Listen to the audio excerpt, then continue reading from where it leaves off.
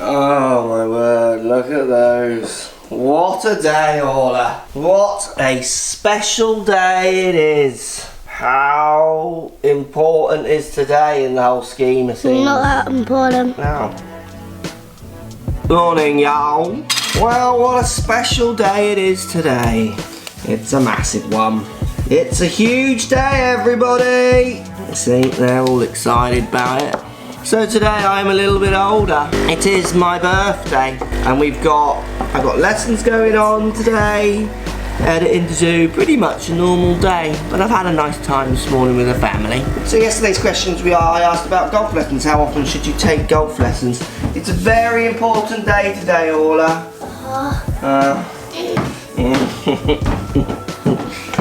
Very important day today, everybody.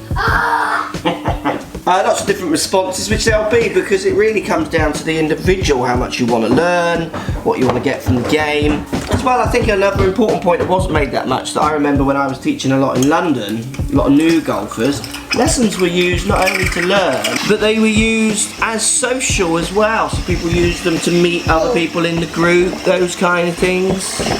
Ball.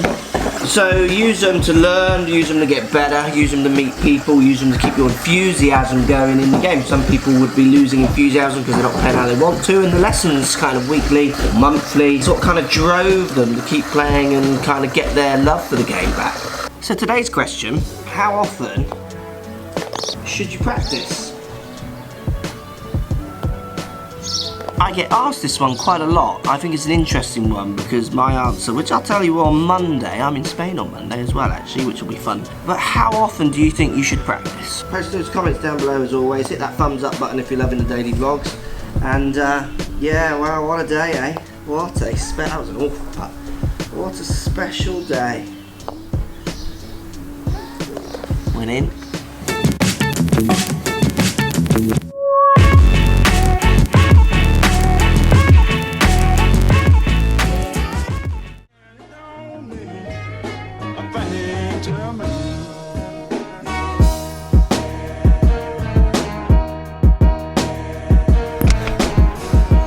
Right, ready to go. You ready, Quad? Let's get teaching. So you're playing 12-13 handicap? Yep. And bad shot goes which way with the driver is the worst, which we will measure with in a second. The one that's the worst is I sit back, I sit off. Ball, where does the ball go? Right. Yeah. Okay. Show me. Double plate ready.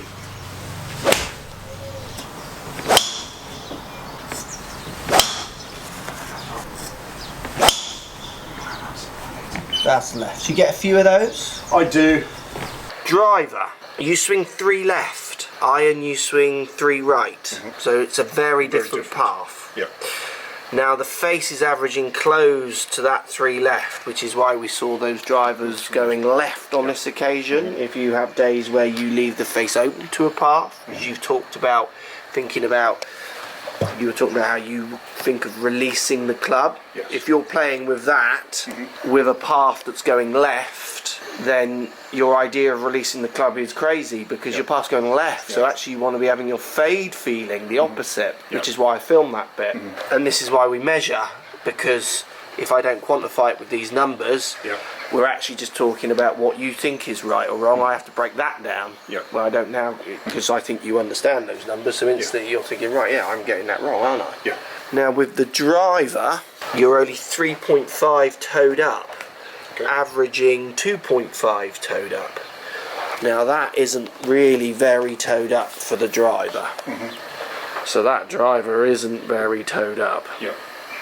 So what I want you to do for me, so just to set the club down and don't move, stay there. So the lie angle is coming off these 2 dots in the middle, and your setup position, you can see it's nowhere near level. So if you just raise your hands up, I'll tell you when these dots look level. Keep going, keep going, keep going, keep going. Raise your handle, keep raising, kind of around there is 0 lie. And you can feel you'd never want to deliver that club up there. No. But you're only, what did we say, 3? So 3 degrees toed up. You just lower the handle a tiny bit, is kind of like there. Okay. So very high handle with the drive and path. issues compared to what you think it should be. Yeah.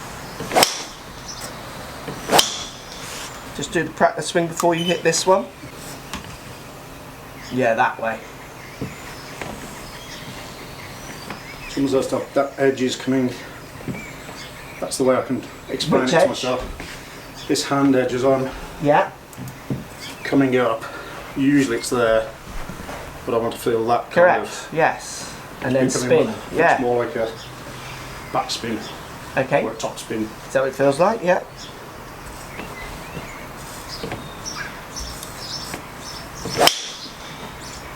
Should we show you those? Yeah. So you can't strike it when you do that move because obviously it's very different. First time we've done it. Club lie 4.4 toed up from 2.5. Yeah. So correct. Club path 0.6 right from 3.4 left. So apart from you not being able to strike that, Yeah. correct. Well done. Massively different. Yeah, goodbye. See you next week. You know, that's so you've just got to Yeah. strike it now. We've got to give you some feelings that allow you to somehow make this movement and marry that sweet spot up with the ball. Yeah. So you've mastered marrying the sweet spot up with the ball by going this way. Yeah. So stand club up, pull handle up to get out crashing. Yeah. Because basically stand club up is just going to slam it into ground for me, or swing straight at my left leg. So what you do is you stand it up and then avoid the crash, which Yeah. is pull up. Yeah. You're now letting it come down, you're laying it down and then spinning it out. When you spin it out, you want to spin it out this side. We've got to stop you doing that. Yeah.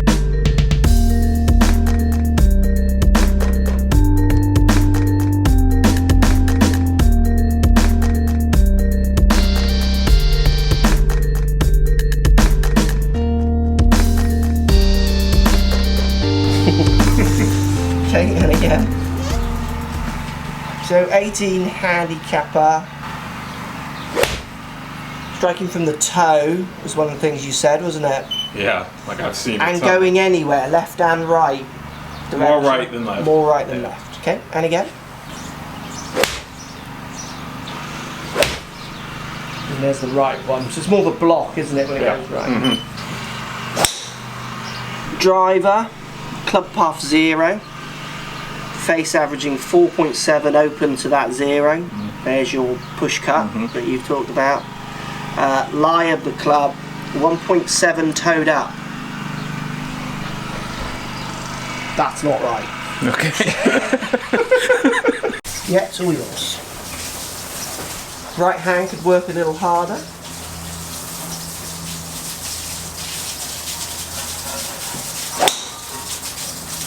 That's hitting target. Right, club path 0, face the path 0, lie of the club 4.6 toed up, and your first one was 8.6 toed up. First one you miss hit, second one you hit out the toe, but you caught the face. And you hit target. You were 0 path, so that stayed, brilliant. You were 4 open face, you're now slightly closed and slightly open, so averaging 0, but only 1 degree away, brilliant. And your lie is now averaging 6.2 up compared to 1.7 toed up. If you can strike the ball like that, that's a win, you're better, that's just brilliant. Yeah. So, right hand grip more on top. Because if you put your right hand underneath the club, Like that. that encourages de-lofting and left turns of the head, and that we both established then. If you twist that face left like I just did, now raise your handle, push your handle forwards, that gets the face delivery, but you get this really extreme high handle impact. So we're using the grip to try and calm down the delivery. Feeling a little bit more rotation in this shoulder. And then downswing going which way? Down. And then where? And around. Right, this lesson's taken an interesting turn. So Glenn came with a 0 path with a face 4 open to a path and presenting some loft, but not very good with lie. We changed that, kept the path, changed the lie and the face, but the loft went off. So when you were hitting them straighter, they were going really low, and then we couldn't get you to add loft. So we've now ended in a very functional fade. So he's now swinging 9.8 left with a face 4 open to that. Lie is still there, but he flitters a bit, which he knows how to change. So he's got 5 and 4s, which are good. Then gets the odd 1 and 2. So that's that laying down of the shaft more, which we did talk about at the start. But we're able to sustain some loft now. 14.8 16s. He's actually starting to get it in the air with strikes starting to get higher on the face, because the thing we really noticed, so this is a lot of shots with some of mine on, but we were getting a big batch of strikes all out the bottom of the face, which was really keeping it low. We just couldn't get the strike higher. Right.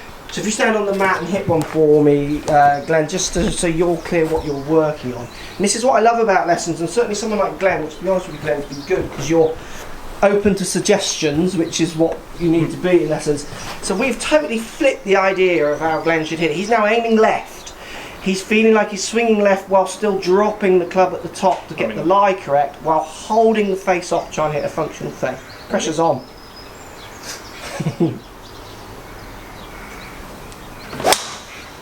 And that is a high functional fade going 5 yards right of the centre of the fairway.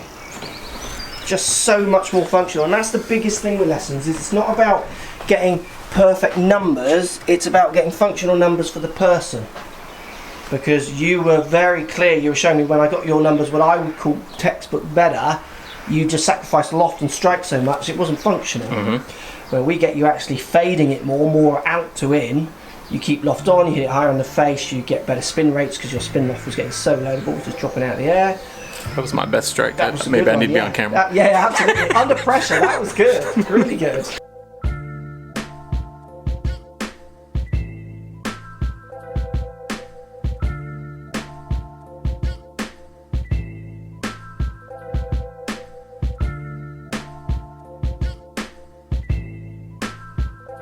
There we go. Happy birthday me, everybody. Happy birthday! Look, they really care, them too, look. Happy birthday! See you all on Monday. Have a good weekend. Post comments down below, reference the question. Hit the subscribe button as well. Hit that thumbs up button if you think birthdays are good.